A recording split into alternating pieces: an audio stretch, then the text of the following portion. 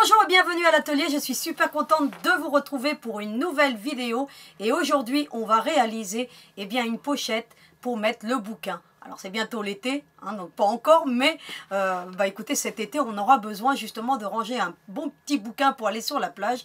Et moi j'ai trouvé, écoutez, parfois on n'a pas toujours la bonne pochette pour les ranger justement.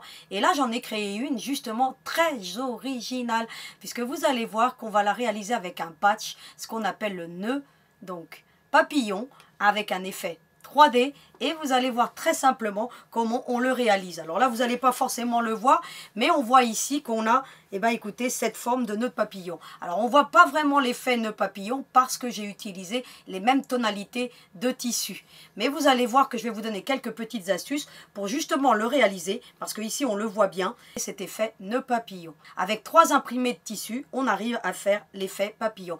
Eh bien écoutez, vous allez voir que on va pouvoir le réaliser avec 5 options, puisque je vais vous les décrire dans un pas à pas complet. Et bien entendu, on va réaliser cette pochette très simplement, puisque vous allez voir déjà qu'elle a un très grand rabat, pas seulement, mais elle a une poche emboutie et entièrement zippée pour y ranger, pourquoi pas, la petite lampe, les marque-pages, le portable, pourquoi pas, donc voilà, votre téléphone portable. Et puis, écoutez, une très grande contenance, parce qu'on peut mettre des très gros bouquins. On peut même allez, on a envie de vraiment bouquiner sur la plage, pourquoi pas en mettre 2. Donc vous voyez qu'on peut vraiment le décliner. Et puis je vais vous donner toutes les astuces pour que vous puissiez en faire, pourquoi pas, un très très grand pour y mettre les BD de vos enfants. Vous pouvez le transformer à loisir, juste en tenant compte de la technique. Donc je vais vous montrer pour le patch dans un pas à pas complet, comme habituellement. Alors à tout de suite. Alors comme je vous le disais en début de vidéo, écoutez, on va réaliser cette pochette pour y mettre les bouquins. Peut-être que tout à l'heure vous n'avez pas forcément bien vu le relief. On a ici ce qu'on appelle donc la technique du nœud de papillon avec un effet 3D. Pourquoi 3D? Parce que vous voyez qu'ici on peut vraiment le mettre en relief. Et ici, vous l'avez ici. Alors, on ne le voit pas forcément cet effet. Pourquoi? Parce que là, j'ai utilisé des tonalités de tissus qui sont différentes. Mais je vais vous montrer donc sur ce panier que j'avais fait et que je vous avais déjà montré, vous avez ici vraiment la technique qu'on appelle du nœud papillon. Ici, j'ai utilisé 3 tonalités de tissu pour faire justement ressortir cet effet papillon. Et là, regardez un petit peu, on a vraiment cet effet 3D. Alors, comment on peut faire donc cette poche? Alors, vous avez plusieurs possibilités. Donc, c'est ce que je vous mets dans le patron que vous trouverez bien entendu en dessous la description de la vidéo. Vous avez un patron complet, vous l'aurez en couleur. Moi j'ai fait donc imprimer juste en couleur les parties qui vont concerner le patch. Pourquoi le patch? Parce que le patch a besoin d'être vraiment défini. Alors vous avez plusieurs options. La première, c'est celle qu'on trouve ici finalement. Vous voyez, je vous dis qu'il faut couper 2 carrés dans une tonalité de tissu. Dans le tissu A, c'est ce que vous avez ici dans le schéma, et puis vous l'avez ici dans le descriptif. 2 fois dans le tissu B, vous l'avez ici, et 1 fois le tissu C. C'est ce qu'on retrouve ici. Ici, vous imaginez que c'est le bleu, donc le tissu A, le tissu B et le tissu C. C'est le patch que je vais vous montrer aujourd'hui, de façon à pouvoir le réaliser correctement. Les autres patchs se réaliseront avec la même technique, mais ne nécessitent pas d'ordre, si vous voulez, de montage par rapport à celui-ci. Alors, vous avez donc cette option-ci. Vous avez ensuite l'option numéro 2, c'est-à-dire que, écoutez, j'ai le même tissu dans la partie centrale que dans ici, et ici, j'en ai un différent, ce qui fait qu'on voit vraiment l'effet nœud papillon. Là, pour le coup, si j'avais remplacé donc ce tissu-là par le même qui est ici ou celui-ci, peu importe, après c'est à vous de voir, eh bien, on a vraiment l'effet nœud papillon. Donc, avec l'option 2, vous avez vraiment cet effet nœud papillon. Et là, eh bien, c'est simple, il faudra couper 3 carrés donc, dans la tonalité de tissu A, ici, et 2 dans la tonalité B. Donc, vous allez voir tout à l'heure comment ça se définit. Ensuite, vous avez la 3e option. Là, on va dire que c'est l'option récup. Vous avez plein de petits carrés de tissu. Et puis, écoutez, vous utilisez un carré, donc différent de couleur ou de tonalité de tissu, ce que vous voulez, dans ce patch numéro 3. Et là, je vous le dis, 1 fois dans A, 1 fois dans B, 1 fois dans C, 1 fois dans D et 1 fois dans E. De toute façon, quel que soit le schéma que vous allez choisir, l'option, il faudra toujours 5 carrés pour réaliser ce patch complet. 5. Pourquoi 5? Vous en avez un là, 2, 3, 4 et le central, donc 5 carrés. 5 carrés qui seront toujours identiques. Si vous avez pris un carré de base de 10 par 10, ça veut dire que vous allez couper 5 carrés de 10 par 10. Donc ça voudra dire qu'il faudra 5 carrés identiques, quelle que soit la formule que vous choisissez. Ensuite, je vous dis l'option 4. Eh bien, vous avez 4 tissus du coloris A et un cinquième qui est le B pour la partie centrale. Et la cinquième option, eh bien, vous décidez de couper les 5 carrés avec la même tonalité de tissu. C'est ce que j'ai fait moi ici, parce que je n'avais pas un tissu, écoutez, qui se rapproche à celui-ci et je ne voulais pas vraiment que ça fasse de contraste et je ne trouvais pas ça très joli avec un contraste. Et bien, du coup, j'ai utilisé la même tonalité. C'est ce que vous avez dans cette option numéro 5 et j'ai quand même le petit relief et moi, j'aime beaucoup donc cet effet donc sur cette petite pochette. Et là, vous le voyez ici, parce que ici, c'est le même tissu. Mais j'ai récupéré un jean récup qui avait donc une partie qui était brodée. Bon, écoutez, j'en ai profité. Bon, écoutez, je l'ai mis au centre. Et puis, pareil pour le rabat, j'ai récupéré vraiment une partie brodée du jean récup. Parce que je les ai fait en récup, les deux qui sont là. Mais vous allez voir qu'aujourd'hui, je vais utiliser un autre effet. Ensuite, on va se concentrer sur les parties qui concernent donc justement tout le corps de la pochette. On a vu donc la partie du patch, à savoir, vous n'êtes pas obligé de faire le patch pour faire cette pochette. Vous pouvez très bien utiliser un tissu uni. Je trouve ça dommage parce que franchement, écoutez, ça apporte un beau petit contraste et vous pourriez bien entendu, vous allez voir, le faire différemment avec plusieurs tonalités de tissu, ce que je vais vous montrer tout à l'heure. Alors, pour commencer, vous voyez, je vous ai mis un petit peu les différents patchs qu'on a là, mais je vous en rajouterai d'autres puisque dans le patron, parce qu'on va les voir aujourd'hui, ça sera plus simple de vous les montrer. Vous avez dans un premier temps le corps. Alors, qu'est-ce que j'appelle le corps? C'est la partie arrière et puis celle qui est ici devant, puisqu'on a embouti une poche. Donc, vous voyez ici, vous avez toute la partie de devant, et puis en plus, c'est une belle poche doublée et zippée. On peut y ranger pas mal de choses. Alors, vous avez le corps. Il faudra dans un premier temps, écoutez, choisir un tissu. Alors moi là, j'ai choisi un tissu qui est vraiment super. C'est un tissu en forme de journal. Alors vous avez donc cette partie donc avant. Alors qu'est-ce que j'ai fait? Je me suis fait donc un gabarit. Il fait 22 cm parce que là c'est un schéma que je vous mets dans le patron. Donc il fait 22 cm de large par 29. Donc je me suis fait un gabarit et puis j'ai reporté toutes les dimensions qu'on retrouve sur le schéma que je vous ai donné. J'ai mis une première ligne à 7 cm et puis une au milieu, donc 11 cm de chaque côté, une au milieu, une à 7 cm du haut pour bien localiser où je vais ensuite poser le rabat qu'on retrouve ici, puisque le rabat, on aura à le coudre sur la partie arrière donc de la pochette pour que ça fasse plus sympa, plutôt que de la mettre ici. Moi, j'ai voulu qu'elle soit comme ça. Donc voilà, donc j'ai trouvé ça beaucoup plus classe. Donc voilà. Et ça permet aussi, écoutez, de faire une belle finition à cette pochette. Donc voilà pourquoi j'ai mis un rabat, mais on pourrait très bien mettre d'autres choses, mettre une pression, enfin bref, je vais vous donner d'autres alternatives, ça va de soi. Donc, voilà ce que va falloir faire pour le corps. Alors, pour le corps, ensuite, ce que j'ai fait, moi, écoutez, sur la partie principale, j'ai tracé sur l'avant du tissu, tout simplement. Puis, j'ai fait un zigzag, tout le contour, donc vous le voyez bien ici, sur l'arrière. Et puis ensuite, écoutez, je vais prendre mes petites ciseaux et puis je découpe le long du zigzag, tout simplement, le contour, le surplus. Vous avez vu que je laisse toujours une petite marge, parce que, écoutez, le molleton, ça a tendance à bouger. Et puis, écoutez, nous, ce qu'on veut, c'est que ça reste bien en place. Vous avez juste à couper tout le contour et vous obtenez une partie principale qu'on voit ici. Donc, il en faudra 2. Donc, et puis, bien entendu, vous couperez aussi les mêmes dimensions de 22 par 29 pour la doublure. Donc, 2 fois pour la doublure. Et ainsi, on a obtenu déjà le corps de la pochette avec sa doublure. Et on réserve donc pour la partie couture. Ensuite, je vous dis que pour le schéma donc, de la technique patchwork, le nœud papillon, ce qu'on appelle le nœud papillon, eh bien, moi, ce que j'ai coupé donc 12 par 12. Et pour la formation donc, du patch, il va falloir couper sur le trait. Donc, moi, j'ai fait ce que j'ai fait. Bon, écoutez, j'ai marqué donc le schéma que je voulais moi sur mon petit gabarit, 12 par 12.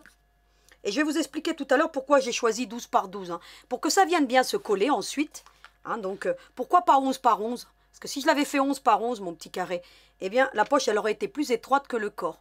C'est-à-dire que quand vous faites une pochette, vous déterminez déjà le corps. Ensuite, le patch, bah, c'est simple, hein, vous divisez par 2, vous rajoutez vos marges de couture. Donc là, en l'occurrence, ça aurait été un carré de 11 par 11.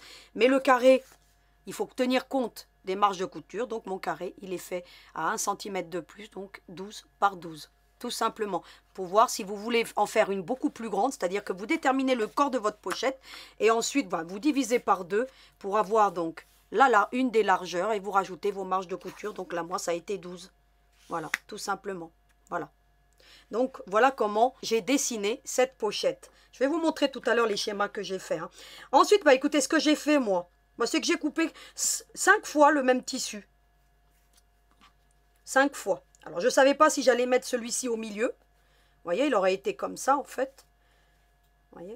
En fait, quand on va le faire le patch, on plie les pointes. Si vous voulez avoir un aperçu de ce que ça va donner, ce que vous allez faire, bah vous faites ça. Vous voyez? Voilà. Ainsi, vous avez déjà un aperçu de ce que ça va donner votre poche. Ou alors, je vais utiliser, bah écoutez, la lune, hein, parce que j'aime bien, du coup. Vous voyez? Pour faire ce genre de choses. Voilà. Voilà. Vous voyez? Vous pouvez faire ce que vous souhaitez. Vous faites une petite simulation, hein, donc voilà. Mais toujours est-il qu'il vous faut, pour faire le patch, au total, quelle que soit la composition que vous allez faire avec les différentes options que je vous ai données tout à l'heure, vous utilisez toujours au total, pour faire ce patch, faire cette poche qu'on a ici, eh bien 5 petits morceaux de tissu, 12 par 12. Donc là, j'ai bien les 5. J'en ai 6 parce que celui-ci, je ne savais pas si j'allais l'utiliser ou pas. Mais en l'occurrence, bah, écoutez, je vais utiliser les mêmes tonalités de tissu parce que je trouve que, bah, écoutez, ça va faire plutôt sympa avec la lune au milieu. Et vous allez voir comment on va monter tout ça. Et on les réserve donc pour former notre patch. Donc ici, vous avez les options. Alors moi, ici, je les avais en noir et blanc. Du coup, mon mari a eu la gentillesse de me les imprimer en couleur pour que je vous montre bien ce que ça donne. Ensuite, une fois qu'on a donc coupé les 5 carrés, on a une poche qui se forme et qui finit par faire 22 par 22. Parce que quand on a fait les marges de couture, forcément, eh bien, ça vient se cadrer dans le corps de la pochette. Parce qu'il faudra utiliser si vous voulez, des marges à 1 quart. Et tout ça, je vais vous montrer tout à l'heure. Ce que j'ai fait donc, une fois que j'aurai fait mon patch, j'obtiendrai ma poche. Ça va de soi, hein. Eh bien, il faudra couper également une doublure de 22 cm par 22. C'est ce que j'ai ici. 22 cm par 22. J'ai coupé la doublure de la poche. Et où c'est qu'on la retrouve, cette doublure? Eh bien, écoutez, on la trouve ici, à l'intérieur, donc de cette poche zippée, pour avoir une belle finition à cette poche. C'est ce que je vous mets. Et puis, je vous mets, bien entendu, ici, possibilité de faire la pochette sans l'effet patchwork. C'est-à-dire que si vous ne voulez pas faire cet effet patchwork, il vous aurait suffi de couper donc une partie principale de 22 par 22. Et le montage se fera de la même manière, sauf que vous n'aurez pas cet effet 3D. C'est ce que je vous dis ici. Pour ce faire, remplacez la poche patchwork par un tissu principal de 22 cm par 22 cm. C'est-à-dire que vous auriez une doublure de 22 par 22 et une partie principale de 22 par 22. Et vous pouvez ainsi faire la pochette sans la technique donc du nœud de papillon.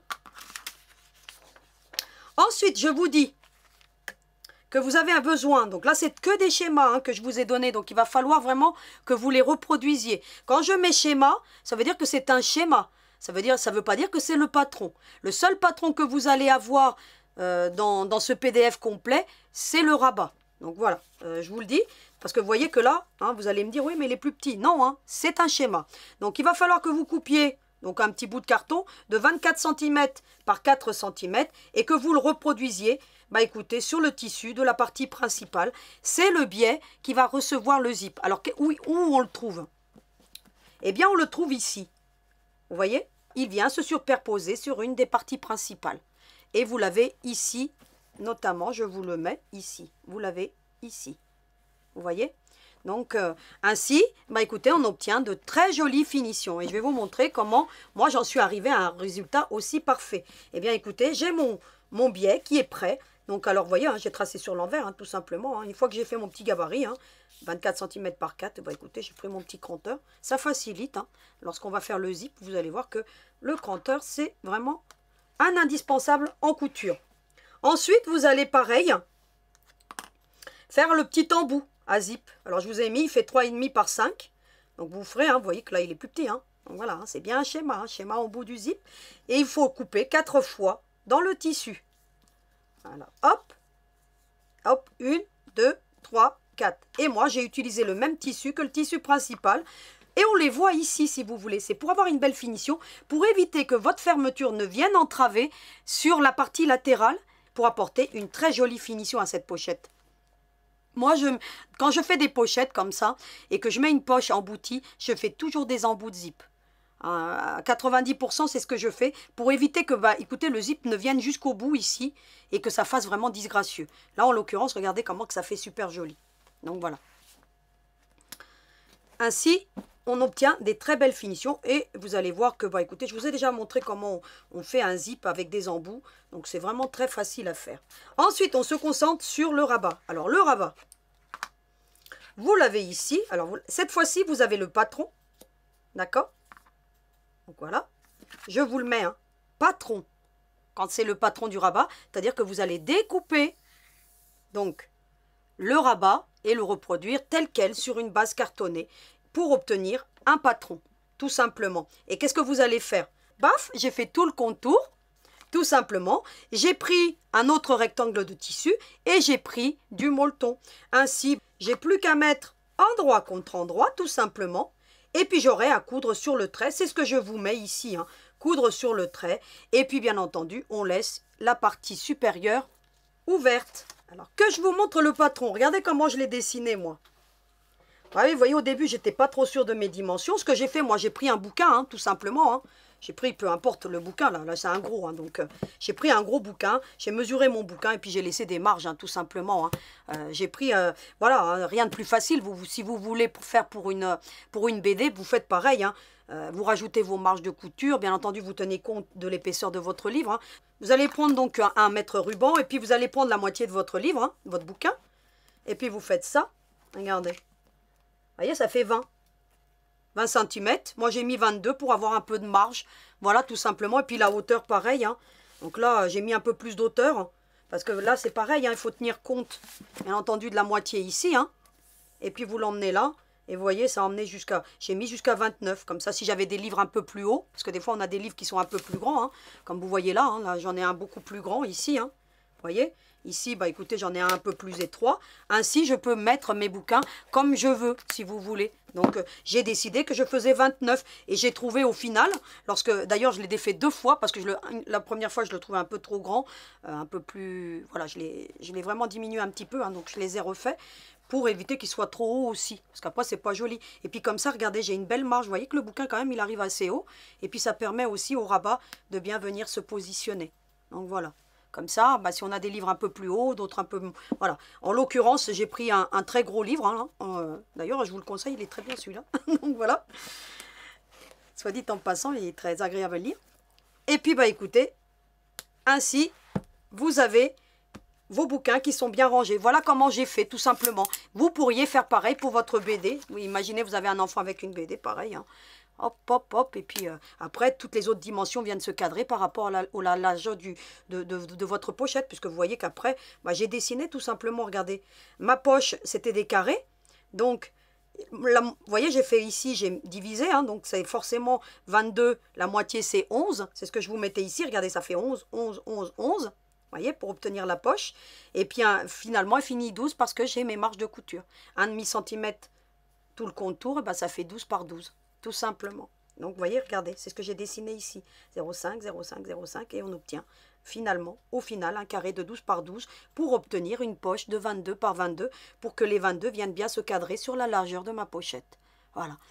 Je vous donne la technique pour que vous sachiez, vous aussi, le reproduire sur une pochette beaucoup plus grande. Voilà, vous pouvez faire une pochette beaucoup plus grande pour les BD, les livres de cuisine, par exemple, si vous voulez mettre un livre de cuisine. Voilà. Et puis, vraiment, elle est hyper pratique. Alors, moi, je l'ai entièrement matelassée avec du molleton, mais vous pourriez très bien ne pas mettre de molleton sur cette pochette. Hein. Donc, voilà. Vous faites la partie principale sans molleton. Mais bon, ça a plus de tenue avec du molleton, faut le savoir. Hein. Donc voilà, et puis d'autant plus que si vous voulez mettre, je sais pas, votre téléphone portable à l'intérieur, bah écoutez, que ce soit molletonné, c'est pas plus mal. Ensuite, qu'est-ce que je vous dis aussi dans le patron? Parce que je vous dis pas mal de petites choses. Alors, je vous donne des fournitures, bien entendu. Alors, vous avez besoin, bah écoutez, d'une fermeture, peu importe laquelle. Bon, donc moi, j'ai choisi celle-ci aujourd'hui. Donc, c'est un lot que j'avais acheté à Butinette. Mais je vous en mettrai hein, quelques-unes hein, de 30 cm. Parce que celles-ci sont de très, très jolie qualité. Et puis, vous en avez aussi en uni. Donc, je vous mettrai les deux lots. Hein, donc, en 30 cm, unis et puis colorés comme celle-ci. Sinon, moi, c'est un lot que j'avais acheté chez Butinette. Et puis, il y avait des grandes fermetures comme ça. Donc, je vais la couper en deux. Et puis après, je récupérerai le reste. Il ne restera plus qu'à mettre un curseur. Donc, voilà. Moi, je n'achète jamais de fermeture au mètre. Parce que c'est très cher. Et puis, les trois quarts du temps, eh ben, écoutez, pour trouver les curseurs ensuite, c'est très compliqué. Donc, ça coûte moins cher au final d'acheter un lot de fermeture que d'acheter de la fermeture au mètre. Donc, voilà. Je vous dis aussi qu'il vous faudra un fermoir magnétique ou un fermoir à coudre, mais en l'occurrence, le fermoir magnétique, c'est pas très cher, donc je vous en mettrai en lien. Vous avez des chromés, vous en avez des antiques, vous en avez des dorés. Voilà, je vous mettrai un lot. Ainsi, vous verrez que ça se trouve plus facilement comme ça. Et puis, bien entendu, de 18 mm. C'est ce que je vous mets. Hein. Et puis, je vous mets ce que j'utilise comme molleton. Et puis, vous avez tout. Hein. Alors, moi, je vous conseille de le faire en tissu lourd. Vous avez vu que là, même là, hein, mon tissu, c'est un tissu assez lourd.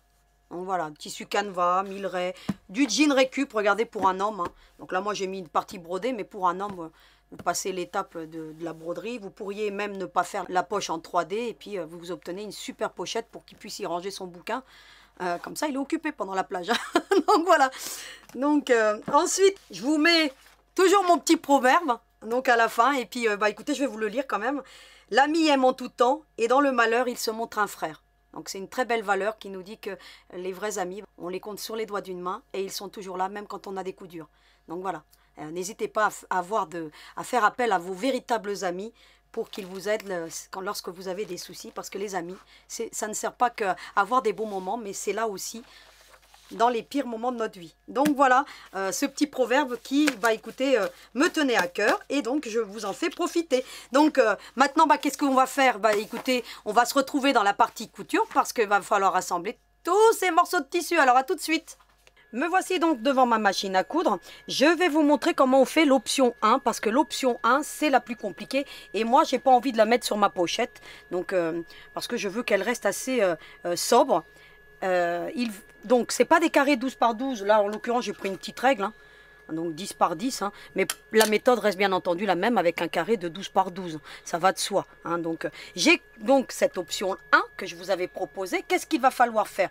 Vous voyez, j'ai coupé 2 fois dans un tissu, 2 fois dans l'autre, et le 5e qui va être ma partie centrale qui correspond au C. Donc si vous voyez, là j'ai A, B, B, et j'ai le C. Bien entendu, la méthode restera la même que pour l'option 2, sauf que pour l'option 2, eh bien écoutez, il aurait fallu que je prenne un des deux tissus pour la partie centrale. Voilà, tout simplement. Donc ça ne change rien, la méthode restera la même et le procédé restera la même, sauf que, écoutez, ici, vous auriez choisi un des deux tissus que vous avez là pour la partie A qui est au centre, tout simplement. C'est-à-dire que ici, il aurait fallu que je mette un tissu avec des petits carreaux comme là, pour obtenir cette option 2. Donc là, on va faire l'option 1. L'option 1, écoutez, ça donne ce genre de choses, qui est identique quasiment à l'option 2, puisque là, vous avez vu, hein, ce qui différencie, c'est le coloris central. Mais, comme je vous le dis, la technique reste la même. Alors, pour faire ce patch qu'on appelle le nœud papillon, eh bien, il faut 5 carrés, peu importe l'option que vous choisissez, la technique restera la même, sauf que pour celle-ci, il y a un petit ordre. Parce que comme on utilise donc des matières différentes, eh bien il faut bien respecter l'ordre, surtout si vous prenez cette option 1 et l'option 2 aussi. Donc après, le principe reste le même. Et la partie centrale, vous allez la plier en deux comme ça. Vous voyez? Éventuellement, vous pouvez mettre une petite épingle pour vous faciliter l'ouvrage. Ça, c'est la partie centrale. Il faut la plier en deux comme ceci. Ensuite, vous allez prendre un imprimé, vous allez le mettre comme ceci. Et vous allez en prendre un deuxième et vous allez mettre endroit contre endroit. C'est-à-dire que vous allez prendre en tenaille comme ceci. Regardez. Vous vérifiez que tout est bien en alignement parce que le patchwork, ça demande de la précision. Ça demande que tout soit bien coupé, tout bien aligné. Et vous allez mettre une épingle.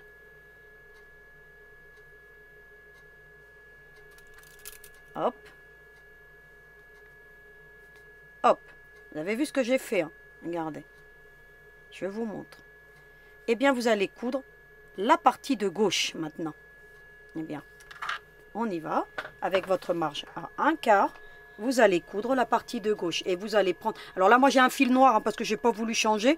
Mais voilà, hein, vous prenez un ton sur ton, ça va de soi. Alors, vous faites une marge à 1/4. Donc moi, je suis mon trait hein, parce que ça fera vraiment la marge à 1/4. Vous pensez au pied machine à 1/4. Donc, je vais vous le ressortir hein, pour vous montrer ce que c'est.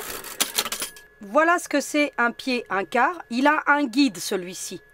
C'est-à-dire quand vous allez coudre, tout simplement, ça va vous faire votre marge à 1/4. Vous voyez que là, moi, en l'occurrence, elle est parfaite. Regardez, hop, hop, hop. Et le guide, vous avez le tissu qui arrive bien au bord. Éventuellement, vous ne coupez pas avec un cranteur vos carrés, là, si vous voulez, vous. Hein, vous coupez vraiment le long de la ligne sans cranteur, ça vous facilitera l'ouvrage. Hein. Voilà, si vous utilisez ce pied-ci. Sinon, il existe aussi sans guide. Vous voyez, là, il n'a pas de guide. Pareil, regardez, hop. Hein, donc, ça vous fait bien votre marge à 1/4. Moi, je l'ai bien, ma marge à 1/4, regardez. Tout du long, hein, on voit bien. Vous voyez? Donc, je vous les mettrai en lien. Je vous mettrai bien entendu des adaptables. Moi, là, c'est des brodeurs. Hein. Donc, voilà. Que moi, j'achète que de la marque. Hein. Quand j'ai ma machine, voilà.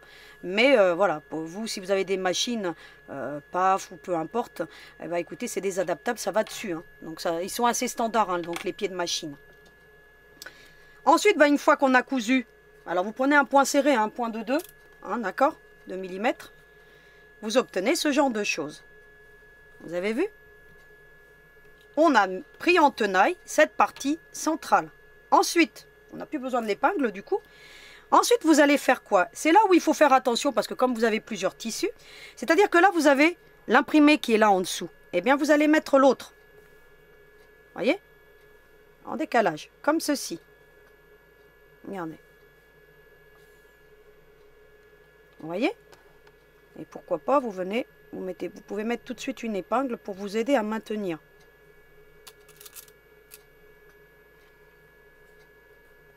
Vous avez vu que là, j'ai l'autre ici. Hein. Donc là, maintenant, je fais l'inverse en fait. Et puis, hein, je vais mettre l'autre endroit contre endroit, comme ceci. Regardez, hop, et je mets des épingles pour m'aider à bien maintenir.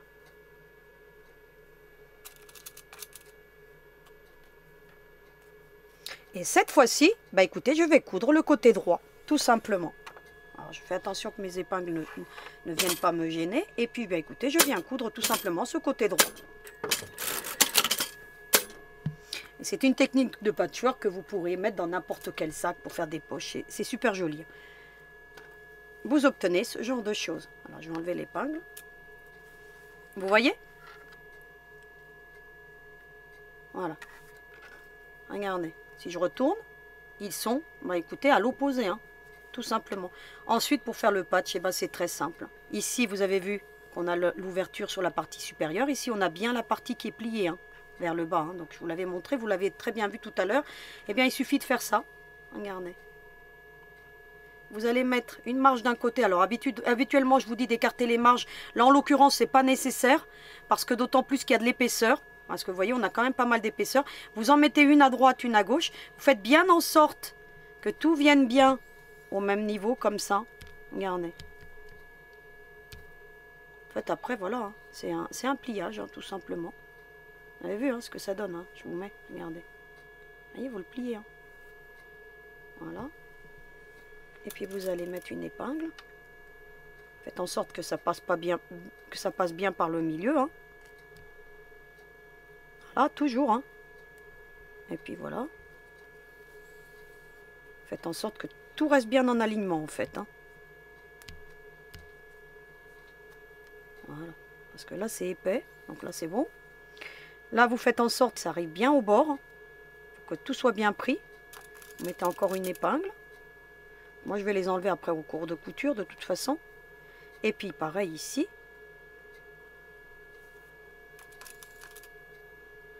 Hop. Et de la même manière de l'autre côté, vous faites en sorte que ici, tout vienne bien se plaquer. Vous remettez une épingle. Épingler, hein, c'est très important au patchwork de bien épingler si vous voulez obtenir de très beaux résultats. Mais qu'est-ce qu'il nous reste à coudre maintenant? Tout simplement là, et puis le patch sera terminé. Alors on y va tranquillement, toujours avec la marge à 1/4. Vous prenez le pied, hein, donc que je vous ai montré tout à l'heure, la semelle ou le pied. Hein. Donc voilà. Et puis vous faites votre marge à 1/4 et on emmène ça jusqu'au bout. Je vous recommande de repasser une couture au centre, très important parce que comme c'est épais, pour éviter que les coutures ne lâchent. Alors vous pouvez l'emmener jusqu'au bout ou pas, comme vous voulez, mais bien insister sur le centre, la jonction, pour qu'on obtienne un très beau résultat. Et le patch est terminé. Alors, je vais vous montrer ça sur l'autre et regardez ce qu'on obtient. Ensuite, vous avez juste à bien tout mettre ajusté. Et voilà. Voilà ce qu'on obtient. Vous avez vu? Quelque chose de sympa, regardez. Avec un effet 3D. Donc là, moi, j'ai été très vite pour le faire. Hein, donc, mais vous prendrez plus le temps. Mais regardez, vraiment, vous avez bien les couleurs qui viennent. Et ça correspond bien à mon schéma que vous avez là. Bien entendu, j'aurais pu faire la même chose. Sauf que pour la partie centrale, j'ai utilisé la même couleur qu'une des... soit du A, soit du B au milieu, comme vous voulez. J'aurais pu mettre B ici. Hein. Donc voilà, après, c'est à vous de voir. Mais vous voyez ce qu'on obtient. Donc moi, là, j'ai utilisé un vert. Vous voyez, parce que le vert, on le retrouve là. Et puis... vous voyez qu'on peut utiliser même des petites chutes de tissu pour faire quelque chose de juste sublime. Et puis après, il ne reste plus qu'à venir bien repasser. Donc voilà pour le patch. Donc je le garde, hein, donc ça a été le modèle. Pour celui-ci, écoutez, c'est pareil. Hein, donc le principe est beaucoup plus simple parce que de toute façon, on va utiliser donc, le patch comme on en a envie. Hein. Donc là, moi, j'ai coupé 5 tissus, donc c'est le même tissu. Donc j'ai envie de mettre celui-là au milieu. Celui qu'on met au milieu, on le plie toujours en deux, comme ça. Donc le principe reste toujours le même. Donc là, ils sont bien 12 par 12. J'en prends un comme ça. D'accord? Et puis, écoutez, je prends l'autre comme ça. Hein, vous voyez? Endroit contre endroit. L'autre, il est bien en tenaille. Regardez comment ça fait. Hein. Vous voyez? Et puis, écoutez, je viens le coudre. Alors, je vais le coudre très rapidement devant vous, celui-ci, hein, pour vous montrer que, écoutez, lorsqu'on utilise des tissus identiques, on ne se pose pas de questions. Voilà. Vous voyez, j'obtiens ça. D'accord?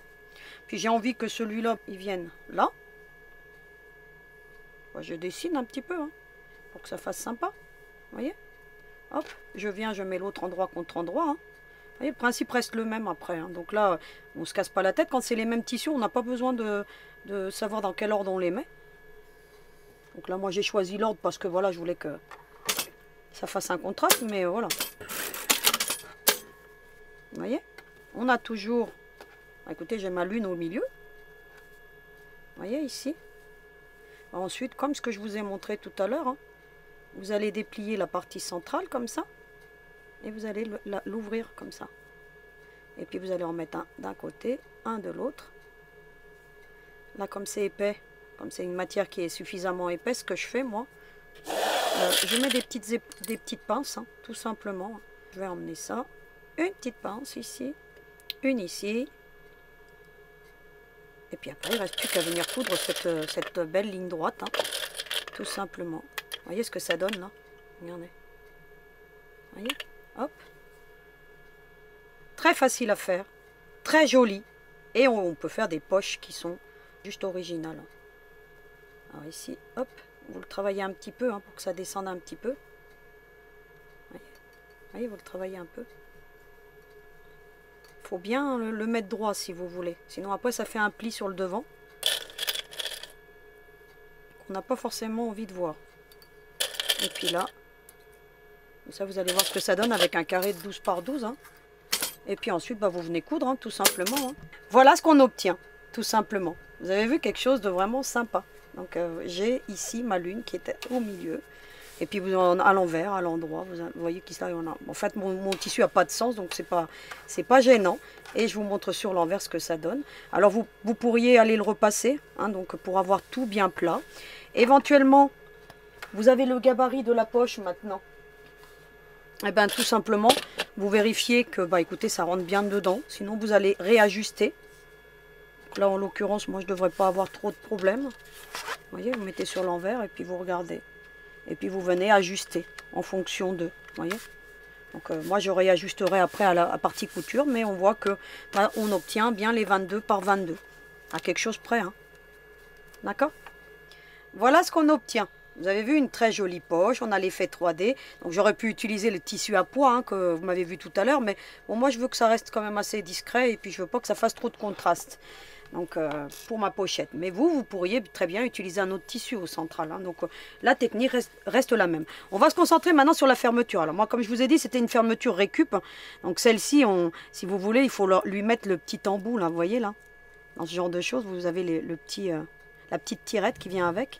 Puis bah, il suffit de prendre, je vous montre quand même, hein, parce que des fois ça peut vous arriver, puis bien ensuite vous prenez une pince, hein, et puis vous venez serrer, voilà, hein, c'est des pinces à bijoux, hein, donc je vous les mettrai en lien ces pinces, très utiles à avoir, puis comme ça vous avez la petite tirette qui a été positionnée, donc voilà, ou alors vous en achetez d'autres dans le commerce, mais bon, moi elles étaient livrées avec, donc voilà, comme ça fait très joli.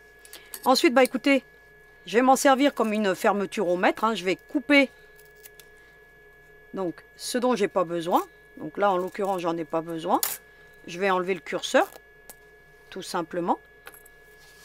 Je vais mesurer maintenant 19 cm, je vais prendre ma petite règle qui va bien, de chez Boin, et je vais mettre 19 cm. Je vais mesurer 19, hein. Je vous ai dit il faut la couper à 19. Voilà. Vous prenez un ciseau, alors là c'est de la marque Olfa, hein, donc c'est des multifonctions. Ne prenez pas votre ciseau classique hein, pour couper des fermetures, d'autant plus que c'est très épais. Alors la technique que je vous donne, ça va de soi, que c'est sur des fermetures en résine ou en plastique ou en ce que vous voulez. Pas sur les fermetures en métal. Il ne faut pas couper les fermetures en métal et on ne peut pas faire la technique que je vais vous donner. Hein. Vous venez puis vous coupez. Hein. Ah, hop. Je vais venir couper plus droit. Voilà. Voilà.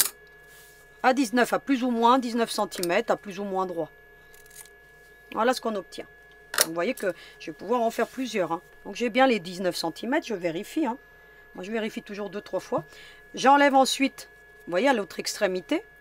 Et je viens réemboutir mon curseur pour le mettre au milieu. J'ai donc emmené la fermeture jusqu'au milieu, vous voyez, hein, vous la réemboutissez. Donc c'est une technique qu'on a déjà vue maintes et maintes fois. Et ça vous permet, cette technique, bien d'avoir les deux bords qui sont fermés. Et ça facilite vraiment la pose d'une fermeture. Donc je vous conseille vraiment de le faire. Alors j'ai eu un peu plus de mal avec cette fermeture parce qu'elle est vraiment très épaisse. Et puis bon, il y avait le poids de la tirette aussi.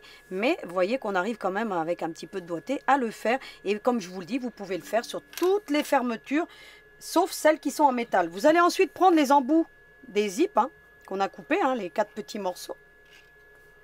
Et puis bah, vous allez prendre la fermeture en tenaille si vous voulez.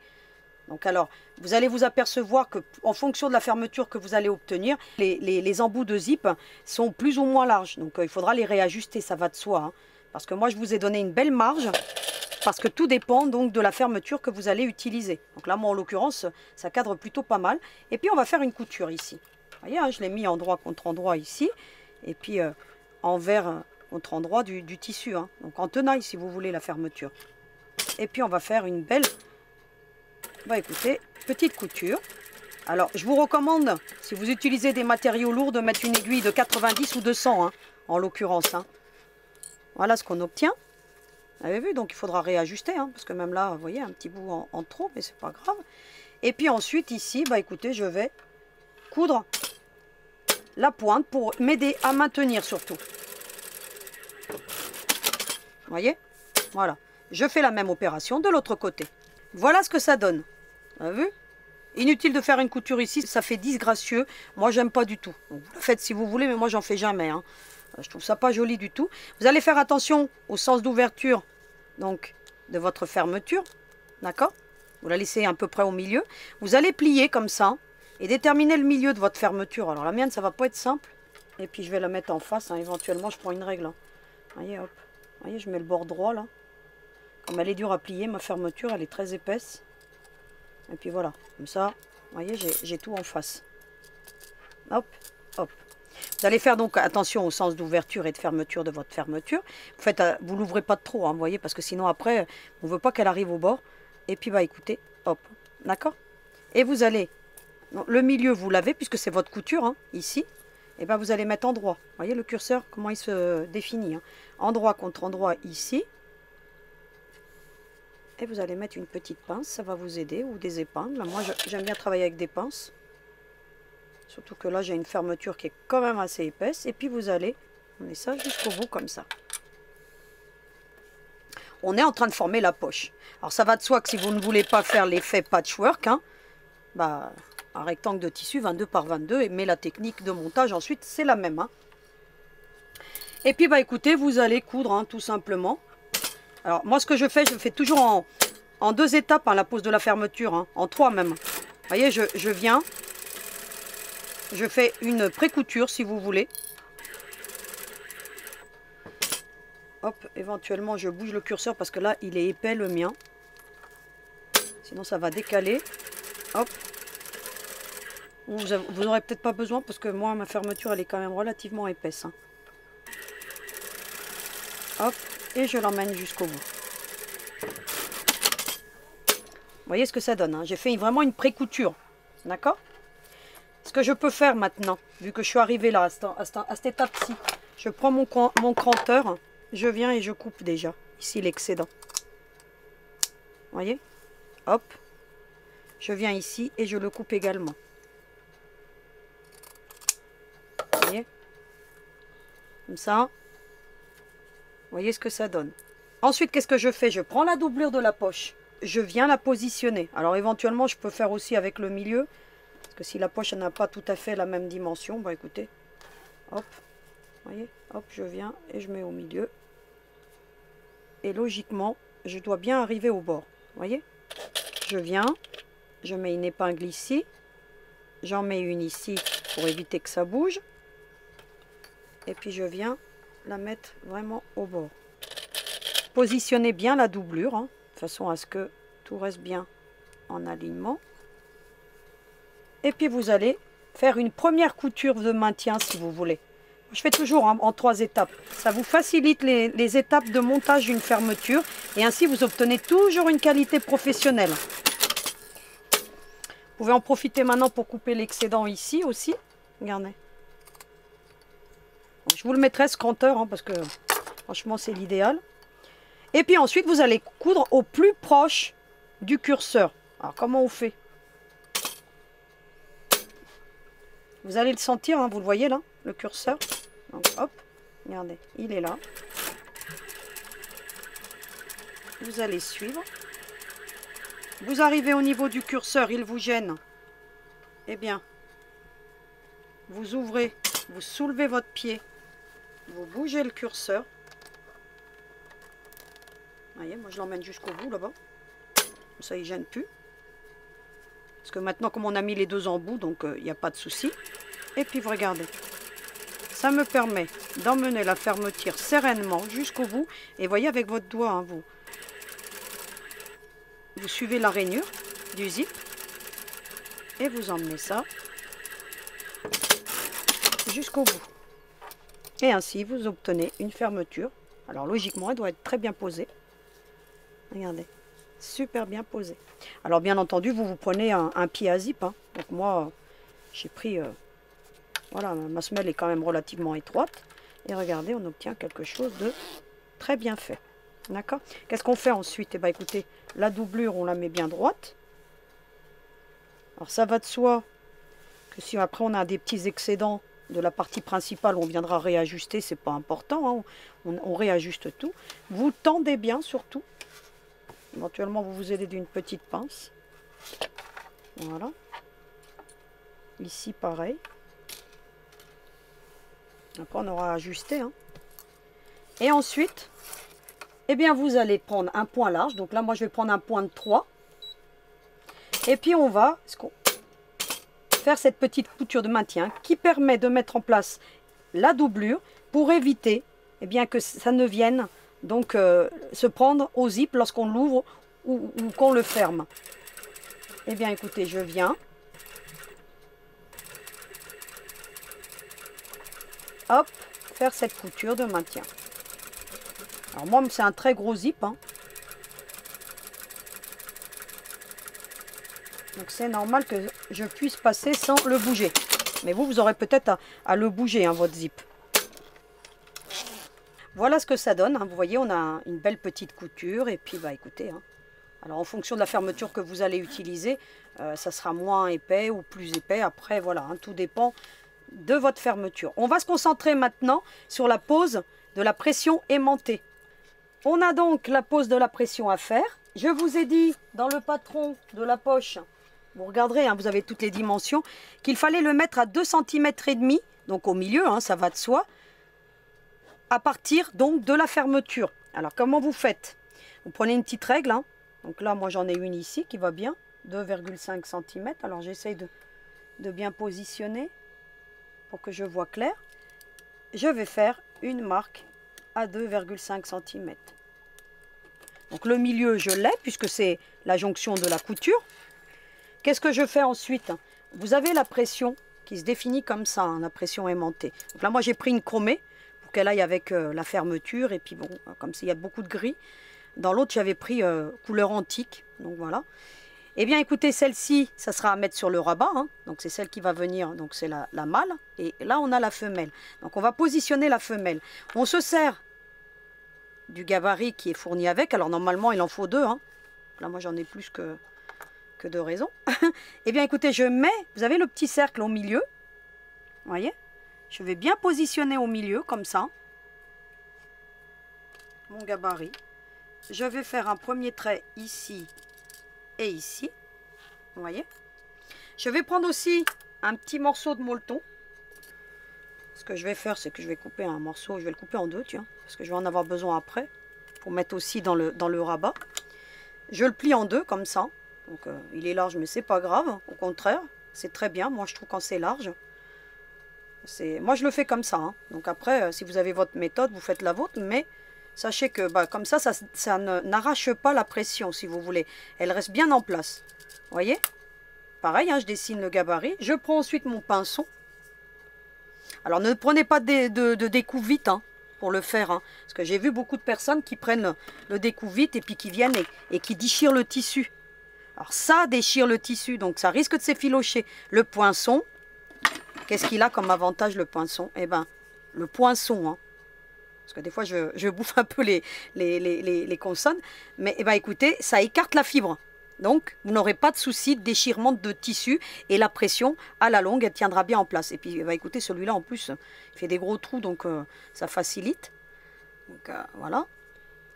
Donc vous en faites deux sur le molleton, voyez, comme ça. Vous voyez. Vous prenez ensuite, alors vous faites attention de ne pas prendre la doublure, hein. Et puis vous allez faire vos trous ici aussi, hein. Et vous faites attention de ne pas percer la doublure surtout. Donc là, normalement elle n'est pas cousue encore, donc vous pouvez écarter. Et puis vous emmenez ça jusqu'au bout. Alors moi, voilà, faites attention parce que comme il y a la marge de couture, donc c'est plus difficile, hein. Il y a un côté qui sera plus difficile que l'autre. Hop. Vous venez ensuite mettre celle-ci. Alors on y va. Vous voyez? Hop. Vous mettez le molleton dessus. Le molleton, bah écoutez, ça facilite, ça évite que la pression vienne à s'arracher, hein, comme ceci. Et puis ensuite, vous remettrez le petit gabarit, le renfort, hein, si vous voulez. Et puis moi j'écarte les, il y en a qui les mettent vers le centre, moi j'aime pas du tout. Ça crée de l'épaisseur et honnêtement, ça tient moins bien. Voilà, vous voyez? Et c'est posé. Et regardez comment c'est très bien posé. Ensuite, vous tirez légèrement. Et voilà. Qu'est-ce qu'il nous reste à faire ensuite, une fois qu'on a fait ça? Eh bien, écoutez, vous allez faire coudre tout le contour de la poche. Et puis, si vous avez du supplément, bah, vous venez réajuster par rapport à la doublure. Tout simplement. Donc, je vais le faire hors caméra parce que vous avez compris le principe, hein. Voilà ce que ça donne. Vous voyez, j'ai cousu tout le contour, j'ai réajusté. Vous voyez, hein, si vous avez des petits excédents de tissu, vous prenez votre petit cranteur et puis vous coupez vraiment tous les petits excédents, hein, voilà, hein, par rapport à la doublure, hein, parce que la doublure, vous êtes sûr qu'elle était bien, d'accord, voilà. Et voilà ce qu'on obtient, quelque chose de bien propre. Vous faites bien attention d'utiliser un stylo effaçable à chaud, ça va de soi, je ne vous l'ai pas dit tout à l'heure, parce qu'il va falloir enlever les traces de marquage. Hein. Donc si vous prenez un stylo qui ne s'efface pas, ça va être plutôt gênant et ça va faire disgracieux. Mais vous voyez qu'on a une pression qui est bien positionnée. Et puis bah, pourquoi je l'ai mis à 2 cm et demi? Tout simplement parce que c'est le milieu. Hein. À quelque chose près, puis avec le rabat, bah écoutez, ça viendra bien se plaquer et ça fera une très jolie finition. Maintenant, on va se concentrer sur le petit biais. Alors, on a le petit biais. Hein. Alors, le petit biais est beaucoup plus large que la poche, parce que comme ça, au moins, un petit peu plus large, parce que comme ça, au moins, ça laisse un petit peu d'aisance. Bah, vous allez le positionner comme ça, endroit contre endroit, tout simplement, et vous allez faire une première couture. Alors, moi, je vais avoir la fermeture qui est quand même assez épaisse. Donc c'est moins agréable à coudre, voyez. Hop, je laisse une petite marge là et puis voilà. Hein. Je vous l'ai fait un peu plus long pour que vous soyez, vous voyez, la pochette fait 22 de large et moi j'ai mis 24 pour qu'on ait une petite aisance. Et ça facilite toujours, hein. Il vaut mieux couper que de le faire à la dimension. Moi, c'est rare hein, que ce genre de petite pièce, je le fasse à la bonne dimension parce que comme ça, hein, c'est plus facile à coudre et puis ensuite on a juste à ajuster, donc rien de compliqué. Hein. Alors je fais une première couture, hein, ça va de soi. Et puis bah écoutez, je l'emmène jusqu'au bout. Et seulement après, je viens plus proche du zip comme on le fait habituellement. Donc alors je vais le défaire un petit peu là. Et puis après, bah, c'est les mêmes procédés que ce qu'on fait habituellement. Hein. Vous allez, voilà. J'y vais. Le zip me gêne, vous voyez là. Hop, je soulève, je ferme. Et puis bah écoutez, on y va tranquillement, regardez. Hop, je suis la rainure avec mon doigt. Et puis, alors vous prenez bien entendu une semelle à zip. Hein. Donc je ne vais pas vous la montrer, hein, mais vous savez ce que c'est déjà. Et voilà ce qu'on obtient. Vous voyez, quelque chose de super propre, regardez. Hop. Alors vous allez me dire, mais comment elle fait maintenant pour emboutir ça? Alors cette couture, on ne la fait pas tout de suite, hein, pour tenir le biais. Parce qu'on va la faire sur le corps de la pochette. Alors comment je fais? Vous allez ensuite prendre une des parties donc principales. Hein. Donc moi j'ai choisi de prendre celle-ci. Et puis bah écoutez, je vais faire ceci. D'accord? Je vais superposer en fait. Et je vais faire bien attention que tout vienne bien se mettre en alignement ici. Comme ma poche, elle est bien donc façonnée. Et je viens, ici je fais en sorte que tout reste bien en alignement. Vous voyez? Alors imaginez un petit peu le bel effet que vous allez pouvoir faire avec cette poche.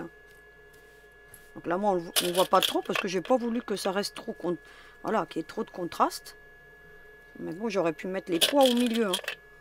Mais si je mettais les pois au milieu, il fallait que le rabat il soit avec des pois. Et moi, je voulais pas. Je voulais vraiment que ça fasse effet journal. Donc, vous voyez ma pochette.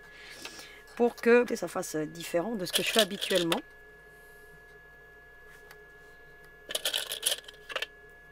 On dirait une boîte aux lettres, là. Je sais pas, mais... je sais pas ce que vous en pensez, mais on dirait une boîte aux lettres, là, avec la fermeture, vous voyez. Voilà. Et vous avez vu que le biais, pour l'instant, on le laisse toujours en stand-by. Ce que je vais faire maintenant, c'est que, vous voyez, d'ici, là, à partir du zip, je vais faire tout le contour pour maintenir la poche. Ça va m'aider à maintenir pour qu'ensuite, je puisse venir bien plaquer le biais. Donc, faites là cette couture. C'est-à-dire que moi, je vais retourner en arrière, comme ça, là. Je retourne sur l'envers, plutôt. Et puis, je vais faire une petite couture de maintien. Tout ce contour-là. Voilà ce qu'on obtient. Vous avez vu? Ça fait ce genre de choses, si vous voulez. Comme ça, la poche, elle est déjà fixée sur la partie basse. Bien entendu, je n'ai pas cousu la partie haute du biais. Hein. Vous voyez, là, je l'ai laissé libre pour que ça me permette de venir faire les prochaines étapes. Et bien maintenant, ici, ce que vous allez faire, c'est que vous allez bien plaquer comme ça. Et puis, vous allez faire cette couture. Je me mets dans ce sens-là. Moi, je préfère être dans ce sens-là. Je prends un point large, hein, de 3, comme habituellement. Et puis, je vais coudre ici sur le bord. Pour que j'ai une belle finition sur ma poche. Je viens. C'est maintenant que je la fais, cette couture. Hop. Je bouge le curseur. Et je continue à faire cette belle couture. Jusqu'au bout.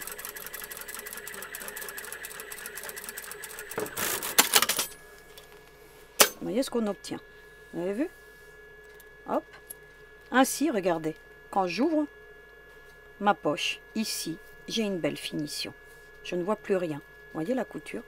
Et la poche est déjà emboutie. Regardez, vous voyez? Ici, on voit bien la marge de couture, hein, puisque je l'ai mis vers le haut. Hein. Bien entendu, il faut la mettre vers le haut. Hein. Et puis regardez, ça permet ici d'avoir un bord propre dans la poche. Et je peux la fermer ensuite. Et bien, qu'est-ce que je fais? Ensuite, je vais faire comme un biais, hein, tout simplement. Vous voyez, je prends ici, et puis je vais plier. Comme ceci. Alors, vous prenez une règle. Hein. Moi, je vais faire ça à l'œil. Hein. Et regardez. Et bien, il ne me reste plus qu'à venir coudre ici le biais, tout simplement, maintenant. Alors, j'aurais pu faire un tissu qui couvre sur l'autre, hein, mais j'en vois pas l'intérêt de gaspiller du tissu pour rien. C'est pour ça que j'ai fait ce biais. Hop. Et je l'emmène jusqu'au bout. Voilà ce qu'on obtient. Quelque chose de terminé, de propre, une poche fixée. Et puis regardez, ici ça fait vraiment très propre. Je retourne sur l'envers bien entendu et je viens couper tous les excédents. Vous voyez là? C'est pour ça que le cranteur avec la cisaille, ça facilite. Et voilà ce qu'on obtient. On a la partie frontale de cette pochette qui est terminée. Et on va se concentrer maintenant sur l'arrière de la pochette. Alors, on va commencer par le rabat. Le rabat, écoutez, hein, il n'y a rien de plus simple. Hein. Voilà, je vais le faire hors caméra parce que vous avez compris le principe. Ce que je vais faire, c'est que je vais coudre de ce point-ci à ce point-ci et je vais laisser la partie supérieure ouverte. J'ai donc cousu le rabat, vous avez vu? Donc voilà, hein, donc j'ai laissé la partie supérieure. Il ne me reste plus qu'à venir tout simplement couper le long du trait là où c'est pas cousu. Et puis pour le contour, écoutez, avec une marge de couture. Alors vous n'avez pas besoin d'en laisser une très grande. Hein. Et vous avez vu que ce ciseau, c'est juste phénoménal. Hein, parce que là, il y a de l'épaisseur en l'occurrence. Et écoutez, je ne peine pas. Hein. Impossible quasiment à faire avec des cranteurs normales. Hein. Et puis l'avantage d'avoir le cranteur, c'est que dans les cours, vous n'avez pas besoin de faire d'incision. D'autant plus que c'est un tissu, un espèce de tissu d'ameublement ou canevas. Écoutez, ça s'effiloche pas mal ça. Donc le cranteur, ça évite ces petits désagréments. Ensuite, écoutez, vous n'avez plus qu'à le retourner. La petite baguette chinoise qui va bien. Voilà, et puis écoutez, vous allez tout bien faire ressortir, hein, ça va de soi. Et puis vous allez faire ou pas une couture. Hein. Donc là, je vais la faire en l'occurrence parce que je trouve que ça va faire apporter un beau petit contraste. Vous pouvez aller repasser éventuellement. Et puis vous allez faire une couture, tout le contour. Donc je vais utiliser un point de 2,50. Parce que comme il y a des courbes, il faut savoir que quand il y a des courbes, il faut éviter les points larges. Parce que sinon, vous n'arriverez pas à bien les suivre. Et puis moi, ce que je vais faire, je vais suivre le bord, hein, tout simplement. Hein. Alors si vous avez une matière jean, vous pouvez faire même une double couture, ça fera très joli. Et voilà ce qu'on obtient. Ensuite, on va se concentrer sur la pose de la pression. C'est le même principe que tout à l'heure. Hein. Vous allez pareil, hein, prendre... Donc ça, je vais le poser hors caméra hein, parce que vous avez compris le principe. Vous allez choisir le milieu tout simplement. Ici, comme j'ai un tissu qui est quand même assez sombre, écoutez, je prends un mine craie. Hein. Donc je vous les mettrai en lien, les mine craies. Vous voyez, hein, je choisis bien le milieu. Je prends le gabarit, pareil. Hein, puis je me mets vraiment juste en dessous la couture. Hein, regardez. Vous voyez la couture en repère. Hein. Et puis voilà. Vous voyez la couture qu'on vient de faire, là, vous le mettez en repère. Et puis vous faites un petit trait, un autre. Et vous voyez ce qu'on obtient. Et puis ensuite, vous allez prendre de la même manière le poinçon. Vous allez... faire attention de ne pas percer l'autre côté. Donc, vous voyez, vous mettez vos doigts comme ça. Et puis, vous allez percer, hein, hop, d'un côté. Et puis l'autre. Voilà, vous voyez, hein, faites attention de ne pas percer de l'autre côté. Hein. Ça se fait très très bien. Hein. Donc, c'est à cette étape-là hein, qu'on le fait. Parce que sinon, ça risque de gêner lorsqu'on coud hein, ce genre de pression. Donc, on les fait quand on a terminé. Voilà ce qu'on obtient sur l'envers, hein. Donc vous n'oubliez pas. Et puis moi j'ai coupé les excédents parce que comme c'est sur le rabat, écoutez, pour éviter qu'il y ait trop d'épaisseur. Et puis voilà. Et puis après vous le retournez de nouveau et puis le tour est joué, hein. Ça se fait très très bien, hein, donc rien de compliqué. Voilà, puis on remet tout sur l'endroit. Et on a la pression qui est positionnée. Voilà. Et ça évite l'arrachement, le molleton, hein. Ensuite, et puis ça évite aussi que la matière donc, qui est en ferraille, hein, vienne à endommager aussi le tissu principal. Donc c'est très important, pensez à le mettre, hein, le molleton, hein. Moi je le double, hein, toujours, hein. Vous pourriez mettre qu'une épaisseur, mais bon, voilà. Pour mettre deux, ça paye pas mine et au moins on est tranquille. Et puis ensuite, bah écoutez, ici on va faire une petite couture de maintien qui permettra donc de faciliter les étapes suivantes. Le rabat est terminé. Donc voilà. Ensuite, on va prendre la partie arrière. Donc je vous mettrai en lien. Donc voilà, j'ai ici une belle petite panoplie de, vous voyez, de pression de fermoir aimanté. Donc voilà, vous en avez. Puis j'aime bien parce qu'ils sont quand même relativement épais et de belle qualité. Donc voilà, je vous mettrai ce lot là. Comme ça, vous aurez une belle panoplie avec plusieurs coloris. Vous avez ici des, vous voyez, des couleurs bronze, vous avez des noirs, vous avez des dorés, puis des chromés. Donc voilà. Donc vous avez tout, hein. Le mâle, la femelle, enfin voilà. Et puis ils sont de très très belle qualité. Je vous montre quand même, regardez. Ils tiennent bien, hein. Vous avez vu. Et puis en général, des fois on en trouve des très fins ici. Là, en l'occurrence, ils sont de très très belle qualité. Donc je vous les mettrai en lien. Voilà. Je voulais quand même que vous sachiez. Comme ça, vous savez où les trouver et c'est aux bonnes dimensions. On va se concentrer maintenant sur la partie arrière. Donc moi, je veux que mon tissu aille dans ce sens-là, mais peu importe, après tout, j'aurais pu le faire comme ça ou comme ça. Mais bon, j'aime bien le petit côté du soleil, là, donc voilà. On va dire que là, c'est la partie haute de mon tissu. Donc, vous allez tracer une ligne à 7 cm. Alors, je vais prendre une règle. Je vais me mettre à 7 cm. Et je vais tracer une ligne. Vous voyez? Voilà. Ensuite, je vais choisir le milieu, hein, tout simplement. Alors moi, je vais le plier en deux, hein, mais vous pourriez mesurer si vous voulez. Et puis, bah, écoutez, je vais faire une petite marque là.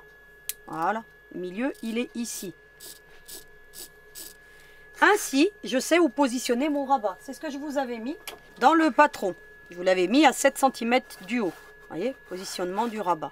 Donc voilà, ça c'était le corps. Et bien ensuite, bah, qu'est-ce qu'il reste à faire? À venir positionner le rabat, endroit contre endroit. Vous cherchez le milieu du rabat aussi, ça va de soi, hein. Donc on va faire une petite marque. Visiblement, ça doit être là. Alors je vais quand même vérifier. Parce que le tissu est quand même relativement épais. Et il faut que ça soit bien au milieu. Non, vous voyez, c'est là. Voilà. Allez, je vais bien mettre un gros trait. Voilà. Vous voyez? Eh bien, qu'est-ce que je vais faire?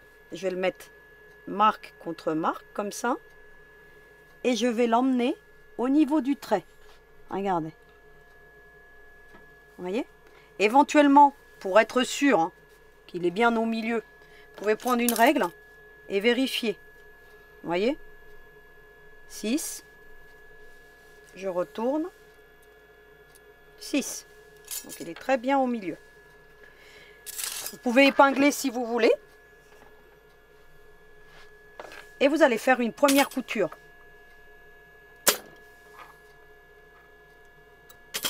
Au bord. Comme ça. Ça fixe bien.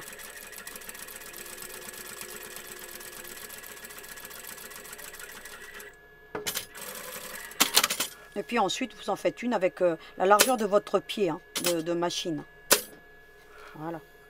Vous ne verrez pas forcément parce que là, c'est du noir. Voilà. Faites deux coutures. Ça maintient bien. Voilà ce qu'on obtient.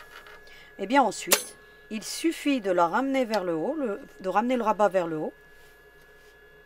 Et puis de venir le coudre de nouveau pour avoir une belle finition bien propre. Alors moi, ce que je fais, c'est que je fais déjà une première couture bien au bord. Pensez à mettre une cale pour éviter que ça soit épais. Et puis vous allez, bah, pourquoi pas mettre un point de 2,50. Voilà ce qu'on obtient. Vous voyez, faites en sorte que de l'autre côté, bah, ça reste propre, qu'on ne voit rien. Et on a terminé avec le rabat. Qu'est-ce qu'on va faire maintenant?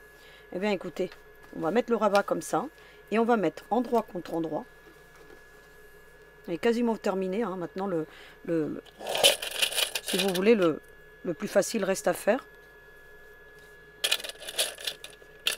C'est le montage final. Donc, on a tout fait. Il ne nous reste plus qu'à venir l'assembler. Hop, voilà, on fait en sorte que tout vienne bien se plaquer. Hein. Très agréable à faire cette pochette. Hein. Et surtout, le résultat est juste très joli. Alors ensuite, vous allez prendre un point serré de 2. Hein, et puis vous allez faire tout le contour, hein, tout simplement. Hein. Sauf la partie supérieure, ça va de soi. Hein. On ne coupe pas la partie supérieure. Alors pensez à mettre une cale, hein, je vous en mettrai en lien, hein, des cales.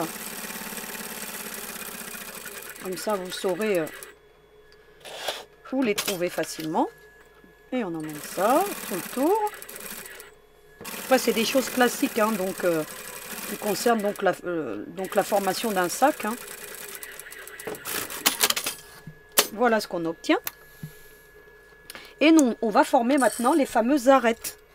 Alors, c'est là que ma petite règle de 10 par 10, donc je vous la mettrai quand même en lien, mais sachez qu'il y a plus de frais de port que le coût de la règle. Le coût de la règle en elle-même ne vaut que 5 € hein, et des poussières, mais il y a, je crois, 15 € de frais de port, hein, pour vous dire. Hein. Il y a plus de frais de port que la règle, parce qu'elle vient d'Espagne.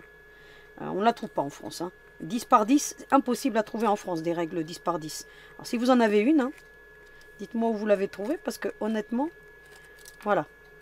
Vous allez donc vous mettre, vous voyez, ici, à partir de la couture, vous mettez la règle à 2 cm, 2 cm ici, et puis vous faites un petit carré de 2 par 2. Hein. Vous voyez, ça fait ça. Et vous faites ça dans tous les coins. Une fois que vous avez fait tous les coins, vous faites la diagonale comme ça.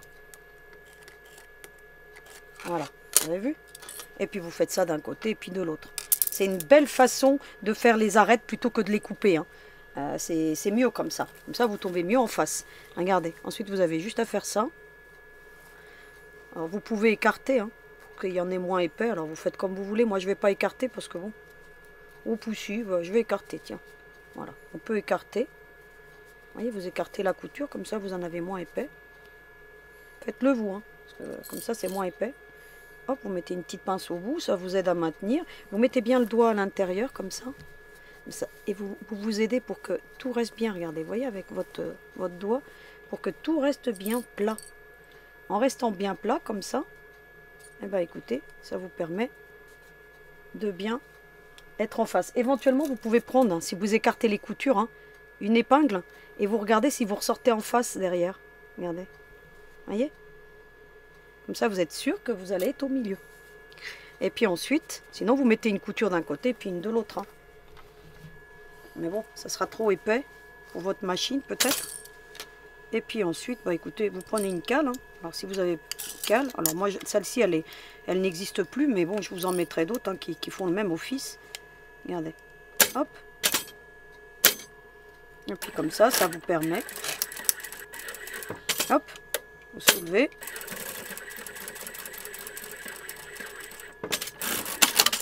Voilà. Et puis ensuite, vous repassez une couture, mais vous retournez dans l'autre sens. Et voilà ce qu'on obtient. Une fois qu'on a fait ça, on vérifie, hein, de l'autre côté quand même. Hein. Avant de faire la deuxième couture, vous pourriez vérifier que vous êtes bien en face. Donc là, en l'occurrence, je suis quasiment en face, donc voilà. C'est plutôt pas mal. Ce que je fais, moi, c'est que je prends un ciseau épais. Vous prenez un ciseau, hein, donc spécial, donc matière lourde. Alors celui-ci, on a du mal à le trouver. Hein. Le 15 cm, vous avez le 21 et puis vous avez le 23. D'accord? C'est vraiment spécial pour tout ce qui est matériaux lourds. Hein. Donc ça coupe vraiment très très bien les matériaux lourds. Hein. Regardez. Puis vous venez, vous coupez. Ah oui, ça coupe tout ça là. Voilà ce que vous obtenez. Vous pouvez vous faire une couture si vous voulez. Et puis vous faites la même chose de l'autre côté. Hein. Voilà ce qu'on obtient. Donc j'ai les arêtes qui sont faites. J'ai fait la même chose avec la doublure. Hein. Donc j'ai cousu là, j'ai laissé une ouverture, hein, une belle ouverture. Vous voyez, sur la partie basse, pour qu'elle soit le moins possible visible. Vous voyez, j'ai laissé une bonne main. Allez, regardez. Une main et 3 doigts. Donc voilà, 3 doigts à moi. Hein. C'était voilà. Et puis ensuite, bah écoutez, j'ai fait la même technique. J'ai fait les petites arêtes. Tout ça pour obtenir la même chose avec une ouverture sur le côté. Ensuite, qu'est-ce que je fais? Bah écoutez, je retourne la partie principale. Ça, je vais admirer le résultat. Donc je vais le découvrir avec vous. Je pense que ça devrait être pas mal hein, quand même cette histoire. Je fais bien ressortir les arêtes. Voilà. Voilà. Regardez comment c'est sympa. Oh, elle est trop jolie. Regardez, vous avez l'effet 3D là, qui est super beau. Regardez. J'ai 2 lunes moi. Vous voyez ce que ça donne hein. Elle est superbe. Vraiment. Et puis ensuite, bah écoutez, le rabat, je le mets bien droit ici, pour pas qu'il me gêne. Je vais emboutir la doublure, hein, donc endroit contre endroit. Et vous allez voir que je vais vous donner une technique.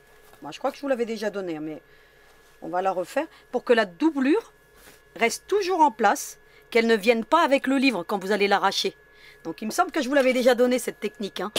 Mais bon, je vais vous la remontrer. Ce que vous allez faire, comme habituellement, hein, c'est que ici vous allez écarter la couture. Hein, ça va de soi. De l'autre côté aussi. Pour que ça vienne bien en jonction. Et surtout pour éviter les épaisseurs lorsqu'on va retourner et faire la couture de finition. Et puis vous allez mettre des petites pinces. Ça va de soi que je vous mettrai tout le matériel. Hein, donc comme ça. Hein. Vous le trouverez facilement. Et puis, bah, écoutez, d'avoir les bons outils, c'est toujours utile. Et puis, vous faites comme moi, hein, vous vous équipez un petit peu. Hein. Petit à petit, l'oiseau fait son nid. Et c'est comme ça que j'en suis venue à avoir un atelier bien fourni. Donc aujourd'hui, quand je vois un petit gadget qui me plaît bien, bah, comme j'ai déjà quasiment tout dans mon atelier, bah, ça me permet de pouvoir acquérir plus facilement les nouveautés. Voilà. Donc... j'investis un petit peu tous les mois dans mon atelier. Ensuite, bah, qu'est-ce que je fais? Bah, je vais faire le contour, hein, tout simplement. Ça vous tout le contour. Hein. Hop. Avec une bonne marge, vous prenez votre pied de machine. Hein. Vous voyez, moi, j'ai même démarré au zigzag. Hein. Vous voyez? Et puis, je fais tout. Je me sers du zigzag comme guide. Hein. J'ai donc cousu tout le contour. Hein. Je vais retourner par l'ouverture. Alors moi j'ai laissé une grosse ouverture, dans l'autre j'avais laissé moins, donc après vous ferez comme vous voulez. Vous ferez l'ouverture qui vous convient le mieux pour pouvoir retourner, hein, tout simplement. Vous remettez la doublure à l'intérieur. Et on va faire la couture de finition. Et ensuite on viendra fixer la doublure pour pas qu'elle vienne entraver. Parce que si vous venez à prendre un bouquin, bah, la doublure elle va toujours venir avec. Et avec cette méthode que je vais vous donner, eh bien écoutez, vous n'aurez pas de souci. Alors moi je retourne toujours sur l'envers. Voilà. Alors je fais en sorte, vous voyez, de tout bien positionner. Voilà. Voyez, hop, je commence toujours par les latérales moi. Hein. Et puis je tire bien. De façon à tout bien mettre en place.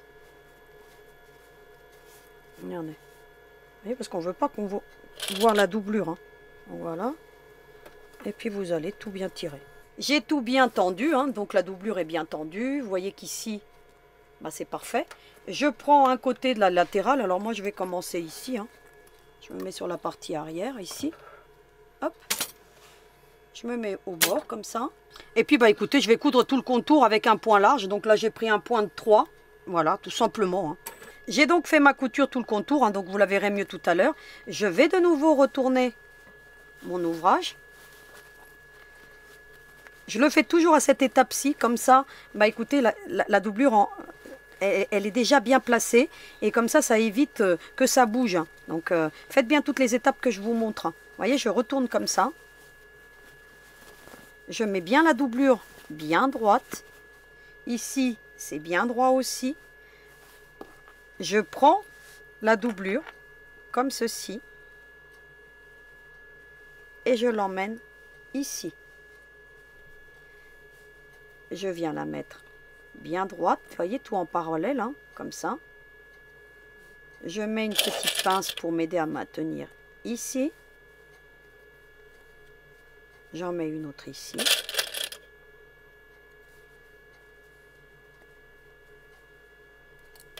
Et puis j'en mets une autre là. Voilà.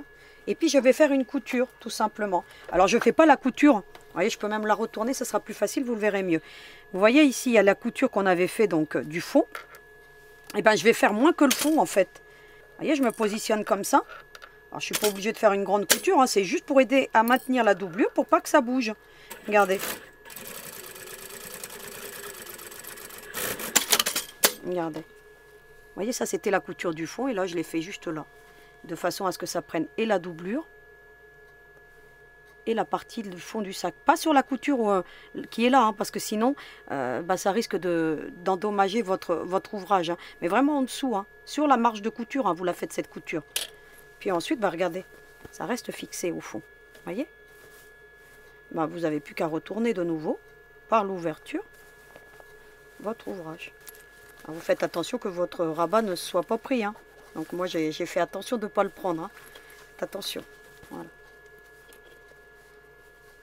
Hop, vous remettez tout bien droit. Vous en profitez maintenant pour venir fermer cette ouverture qui est là.